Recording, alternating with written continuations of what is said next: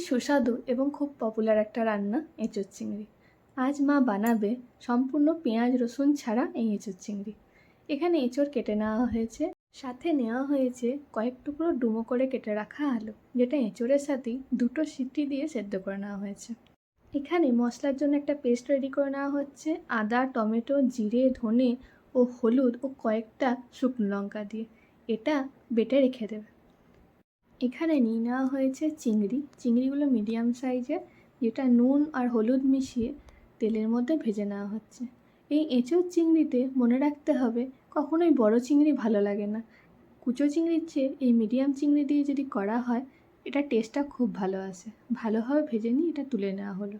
সেই তেলের মধ্যেই জিরে, শুকনো লঙ্কা, তেজপাতা ফোড়ন দিয়ে কয়েক টুকরো টমেটো এবং সেদ্ধ করে রাখা ডুমো করে কেটে রাখা আলু দিয়ে খানিকক্ষণ ভেজে সেদ্ধ করে রাখা এঁচোড় এখানে দিয়ে দেওয়া হচ্ছে। আরেকটা জিনিস খেয়াল রাখতে হবে, যখন এঁচোড় ও আলু সেদ্ধ করা হবে এঁচোড়টা যেন একদম পুরোপুরি সেদ্ধ না হয়ে যায়। এঁচোড় ও আলু খানিকক্ষণ তেলে ভেজে নিয়ে বেটে রাখা মশলা দিয়ে ভালোভাবে এটাকে কষিয়ে নেওয়া হবে। মশলা একেবারে শুকনো হয়ে এলে এর ওপর দিয়ে দিতে হবে স্বাদ মতো নুন এবং এটাকে ভালোভাবে নেড়ে নিয়ে ভেজে রাখা চিংড়ি ওপর থেকে দিয়ে আরেকবার ভালোভাবে এটাকে নেড়ে নিতে হবে এবং এর ওপর দিয়ে দিতে হবে স্বাদ মতো অল্প পরিমাণে চিনি। নুন এবং চিনি ব্যালেন্স রাখাটা খুবই জরুরি।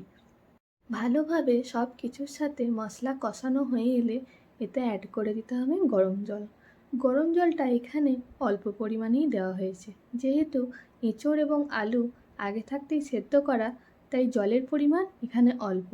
এবার যে যেরকম ঝোল বা গ্রেভি রাখতে পছন্দ করেন সেই বুঝে জল অ্যাড করবেন।